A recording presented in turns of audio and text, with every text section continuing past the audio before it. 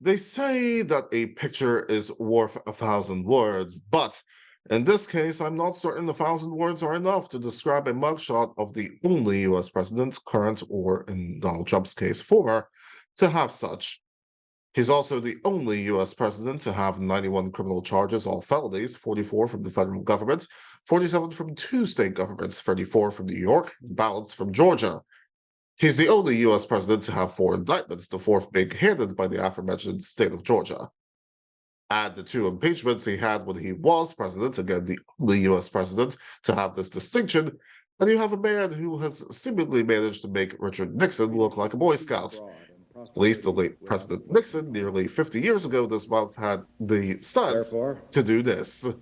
I shall resign the presidency effective at noon tomorrow.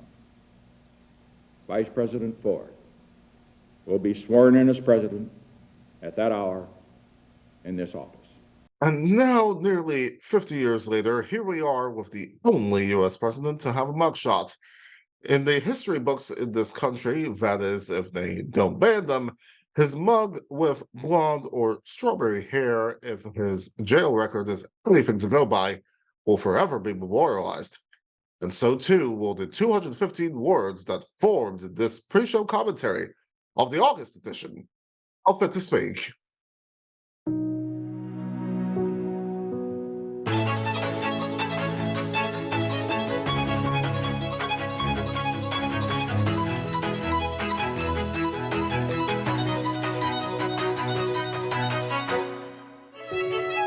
Hello and welcome to Fit to Speak. I'm Eugene Obah. So glad to have you with us. Today we pick up with the second half of my interview with Philly Sports Network lead writer Regina Ham about the PGA Tour and LIV Golf merger, why the public should care that Saudi Arabia is involved, and what that could mean for other sports. That's coming up later in the show, but ahead, I will remark on last week's Republican presidential debate and provide my assessment on who made the most of their time on the stage and who may very well soon exit stage left.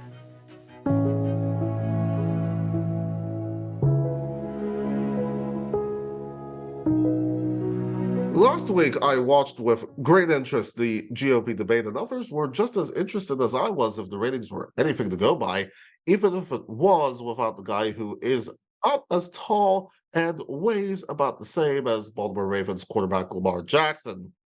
Anyway, based solely on performance, of all the candidates that were on the stage last week, there were two that stood obviously head and shoulders above the rest.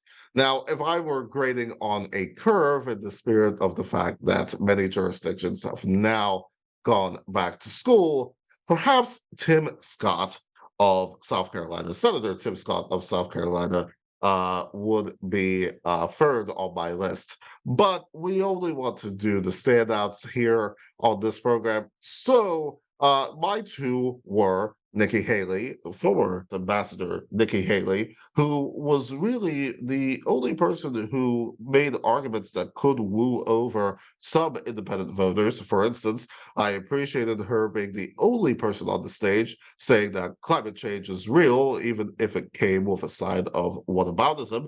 And businessman Vivek Ramaswamy, you see, it's amazing what youthful exuberance and being considered a sort of wunderkind can do for you, even if that comes with warped thinking. Now, to be clear, I don't want Ambassador Haley or Mr. Ramaswamy to think that my assessment of their debate performance constitutes an endorsement of their candidacies.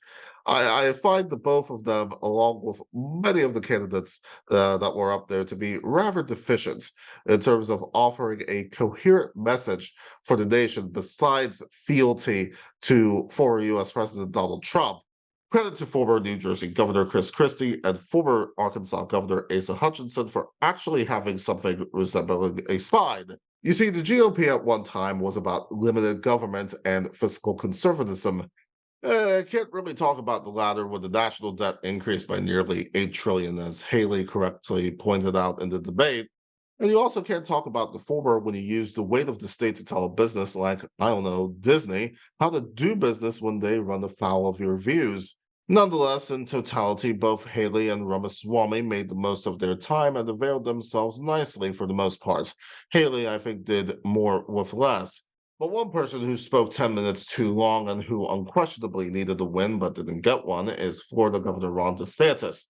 This is a guy that, according to the New York Post, right after midterms last year, was hailed as the future.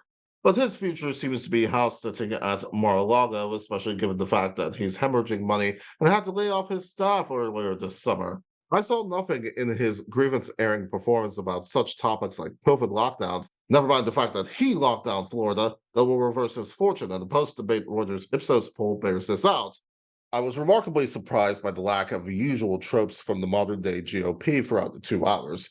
Woke was only uttered once, but hey, North Dakota Governor Doug Burgum, who had broken his leg playing basketball, pulled out a pocket sized constitution. But seriously, credit to him for debating through an injury. Certainly more than can be said for the frontrunner, for now anyway, if this poll is anything to go by. Folks, grab your popcorn and step right up because the 2024 political circus has come to town. The next stop, sunny California, and a library named after a man who, if he were still alive today, would not even come within sniffing distance of 1600 Pennsylvania Avenue.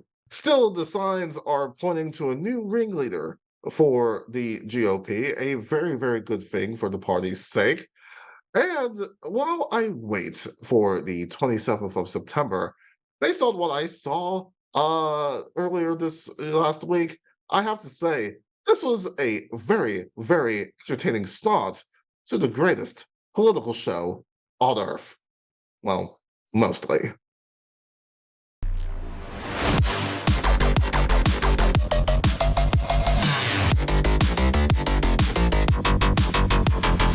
On the July edition of the show, I spoke with Regina Ham of the Philly Sports Network.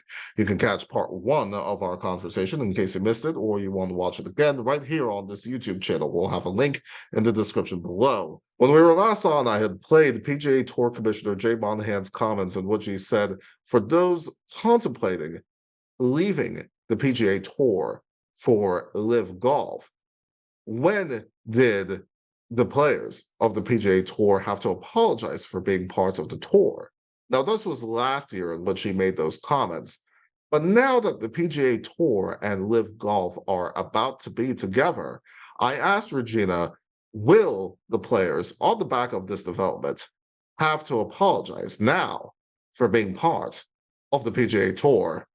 I think the short answer is going to be no. The longer answer and even the medium answer is going to be a lot more complicated. This was not a decision they had input in. The players who had left to go play in LIV Golf, they had made their choices very publicly, nonetheless, that they were going to go play in these organizations. And that's fine. That is your choices. That is your making it. Phil Mickelson, a notorious name that went over there as well. His logic being, as we found out in later reports, he was in some gambling debt. You see other players as well who spoke out about this decision, going, this is not how golf should be played. This is not an organization we want to be part of. Even though, Monahan said the tour looked at the game of golf on a global basis, and this is why this is happening, this is why this merger is going on. Sport and golf outside of the U.S. are growing. The sport is expanding. There is, like we said, a European tour. But this is just another example of you throw your players under the bus in a way, or under the golf cart, if you will, that they did not have a say in this deal at all. And if we want to show an example of a player who may come under scrutiny and feel like he does have to apologize, Brooks Koepka, he went and played in LIV Golf. He won the PGA Championship, one of the 4 major titles in men's golf, this year after leaving to go play in LIV. Now, someone can say with this deal, oh, wow, Koepka went to go play in LIV. He took the Saudi money. He must be okay with the ethics and the ethos and the optics of everything. Because that was something you brought up earlier. That was a very interesting point. Monahan knows the optics of this do not look good. They don't. You had Phil Mickelson, Bubba Watson, Brooks Koepka, and numerous other players leave the tour after they were banned from playing in it when they joined LIV. Now it is a complete backtrack of, oh no, this money is good, because apparently what's good for the goose is good for the gander. And this is just a great day for sport. And there are undoubtedly many PGA Tour players who most people may or may not know by name who are going to be questioned about this. I bet you if this goes through, Eugene, and this is like antitrust lawsuits are fine, you don't have any issues, the litigation is over, and it just ends up being the reality, I don't put out of the realm of possibility that players will get questions and will be asked, what are your thoughts? They already have, I'm sure. Oh yeah, But Tiger has been questioned. exactly. You know, And Tiger Woods, one of the most notorious names in the game, he's one of those people where his words carry weight. Phil Mickelson as well, words carry weight. So when you ask players their opinions on this merger, because again, this is only a month old that this deal was announced. It hasn't even, the ink hasn't dried yet. It's been 32 days. You are going to have further questions once people also learn more of the deals. Because right now it's a little bit of, unless you've read some of the documentation that's come out about it, it's very murky. There's no, this is the new company that's going to be under, this is how it's going to work. It's all vague at this point until we find out what happens in the Senate hearing. Now, for players, that's not their job to know about what goes on in the Senate hearing. But to know that this was not necessarily consulted by the players is an issue. And that is more of a concern, is that this is an organization with hundreds of players. And you pretty much went, yeah, we said this was bad. We don't want to take their money, but we need money. So we're going to take it. And you're going to be okay with it. Everybody probably went, hold on, what? yeah, and it's like these players, as you said, did not have any say on this. And that kind of leads to, what role do they have in terms of pointing out these injustices? What role does sports really have in terms of pointing out the injustices in it, whether it's this deal or some of the other stuff that's been going on? Is there a role for this? I think it's a double-edged sword. If you are an athlete, and we've seen many athletes over the years stand up for injustices. Colin Kaepernick is one of the most famous names when he knelt at National League Football League games. Players stand up for what they believe in. When we saw numerous NBA players march when George Floyd was murdered and get involved in organizations to bring awareness to the fact that this man was murdered, we see athletes using their power. And of course, you're going to have the naysayers who probably will comment under this video, this show that we're talking about, going, stick to sports, dribble your ball, whatever that may be. But that is their right. They are still people with thoughts and opinions. Now, granted, I am intrigued to see if, PGA aside, if it comes into college athletics, we see it come into Major League Baseball. Baseball probably not as likely, but you see it to come into the NBA. Will there start to be terminology, especially if it's like a majority-owned organization or a majority funded by the PIF? Will we start to see language in contracts, in handbooks for these leagues? Because every league still has a handbook and, code of conduct. Will we start to see stuff like that creep in? And will athletes speak out against it? And that's the thing, is you saw a lot of athletes speak up against it. Rory McIlroy said, to The Guardian, I hate LIV. It's pretty, you can't, flip what he says. You have a lot of players who are not going to enjoy being part of it. Like Anthony Joshua, he fought, I believe, Andy Ruiz Jr. in 2019 in Saudi Arabia. And before the fight, he said, Saudi Arabia was just trying to do a good job politically. Interesting comment. Now, granted, you're going to take that all with Eddie Hearn as his promoter. This was a huge fight in 2019, and athletes are going to keep speaking out, good and bad. Like, we can't just say, oh, you have to speak out against this, because you are going to get athletes who are going to speak for this. And that's where it becomes more of an issue, is you have to start to question the ethics. But at the end of the day, money will speak more than someone's ethical bounds. There are people who take jobs all the time in companies, organizations, ethically they might not be able to deal with because of situations in their lives. But to your point, these athletes are $1 million athletes. They are not for want of jobs. So seeing players, especially the PGA Tour or the WTA or the ATP, should events come more to Saudi Arabia, and even F1, because F1 has run a race to Saudi Arabia for years, this is something where they need to be like, hey, I'm not okay with it, but then you have to deal with the consequences of saying, I have an issue with this. And that might be the tricky part. You might not have Lewis Hamilton say, I don't like racing in Saudi Arabia, I don't like the government, and then see what happens. I think you see enough athletes who have come out, especially in European sports as well. As we mentioned, Newcastle is predominantly owned by money funded by the Saudis. There have been numerous players who do not come out and like this. You don't see that kind of conversation so much here, because it just kind of gets squashed by shut up and play sports. But one would hope in this era of sports evolving and more countries that have vast amounts of wealth infusing their money into sports, you see more pushback from those who are playing the sport, not just the organizations who are willing to be greedy and grab the money. Very, very interesting right there. And I think that there will be, as you said, a lot of people who will be like, all right, shut up and dribble, that sort of thing, stick to sports, whatever the case it may be. Because people see sports as escape. They don't want to think about geopolitical stuff. They don't want to think about politics. They don't want to think about any of these things. I just want to sit here, watch my sports, and then that's it. But then we know, you and I both know, and I think most of our audience knows that there's more to sports than just, the scores, or anything, or, other par, or whatever the case may be. The question I have is, in our remaining time that we've got, why should the public care that Saudi Arabia is involved in this? What is, to that point, why should the public care about this? So this is going to be, I'm going to try to keep it into 3 distinct categories as best as possible. One, we are such an interglobal mixed community. We are not isolationists in America anymore, or Europe, or Africa. The world, especially when it comes to sport, is very intermingled. You have fans of all different sports across the globe. Now, the purity of sport, and a lot of people who have worked in sports for many, many years, they always talk about, especially, for example, college football, they talk about they take the name, image, and likeness. Oh, it's going to take the amateurism out of sport. There's always something that's going to happen when money is involved that people are going to say it takes away from the sport. But this is a little bit more than just the money. This is track records, proven track records. You can go look up on Google about countries that have stifled their own citizens, that have, under-recorded deaths of migrant workers, who are trying to make it seem like, yeah, we've done this, but we don't want you to care about it. And there's going to be a subsect, especially of the American public, that we said earlier will be the shut up and dribble people that will not care.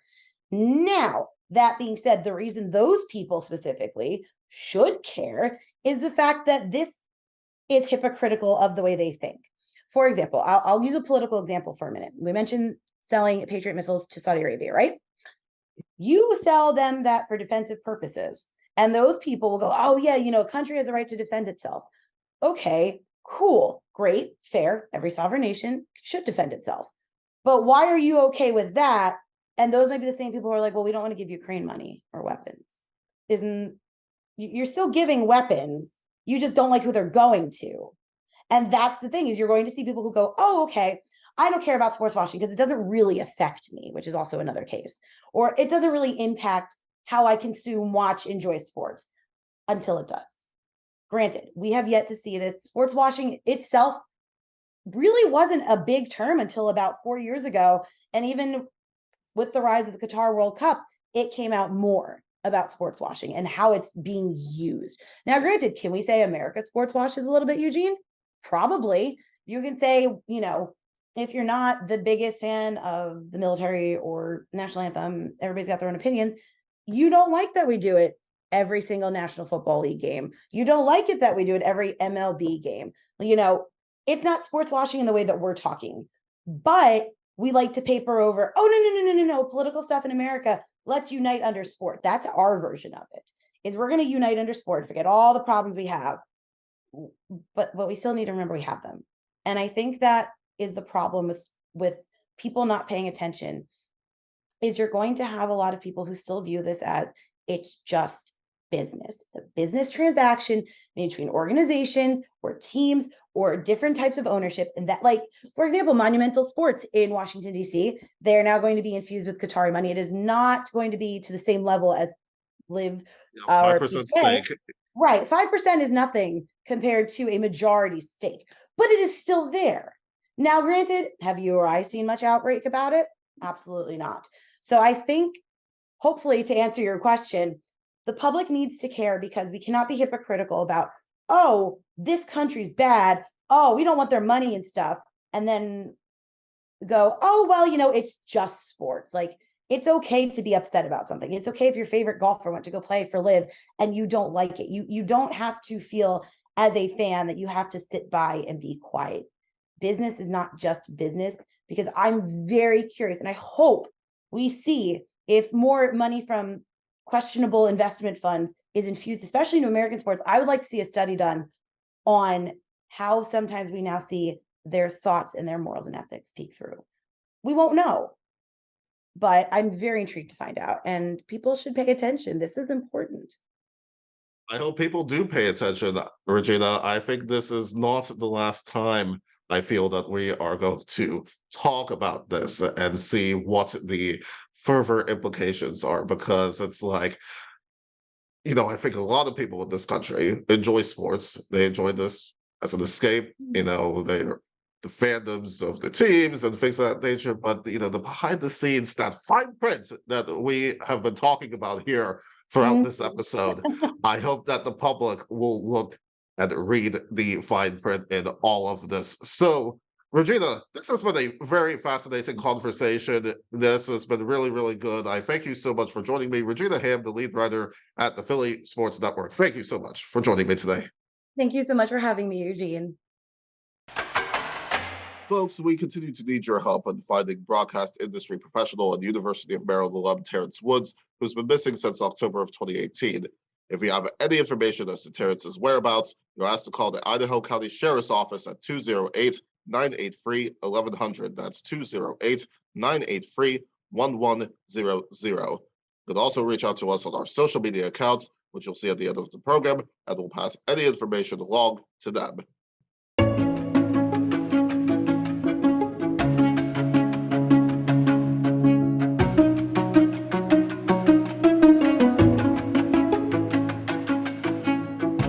Folks, sometimes as I do this program, I sometimes step back and wonder what our world is coming to these days. Multiple indictments, all kinds of shoplifting mayhem going on, especially in high-end stores, and COVID rearing its ugly head.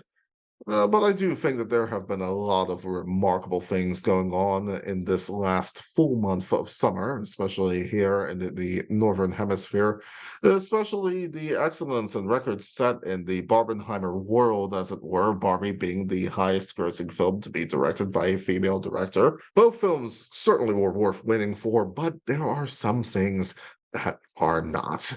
Have a look at this image of DC, specifically the center of it. There was a bit of a line, and no, not for the latest pair of Air Jordans, or dare I say, for entering the Beyonce concert at FedEx Field, the home of the Commanders. It was for, wait for it, mustard-flavored Skittles. Yes, you heard me right. August 5th was National Mustard Day. Who knew? And the Mustard-mobile was in Washington, D.C., one of 3 stops. And people got in line for this. Unbelievable. People got in line for this. I mean, what's next? This popcorn shake from Burger King? Now, as far as I'm aware, this purported product from BK is about as real as Baker Mayfield's chances of winning a Super Bowl with the Buccaneers, or any team for that matter. The comedian Jay Leno had a bit on the Tonight Show called Products That Should Never Merge. And just like some of the USFL fan base and reality, Skittles and mustard are like oil and water. They just don't mix. It's a recipe for disaster, folks. And I will say that I'm one of those guys typically who's like, hey, whatever floats your boat, whatever rocks your world, right? But judging by this image, it just goes to show that there is definitely no accounting for taste. And thank you so much for watching. Listen, there's going to be a lot more where that came from, so you better stay tuned to catch it all. In the meantime, don't forget to follow us on all of our social media accounts, including X, or whatever it is these days, for more information, including all of the bonus content that you'll see from today's show. And don't forget to subscribe and ring the bell on our YouTube channel so that you do not miss any of our episodes. And please join us on Substack and Patreon and support all of the work that we do here. Until next time, I'm Eugene, and remember, we will not be silenced.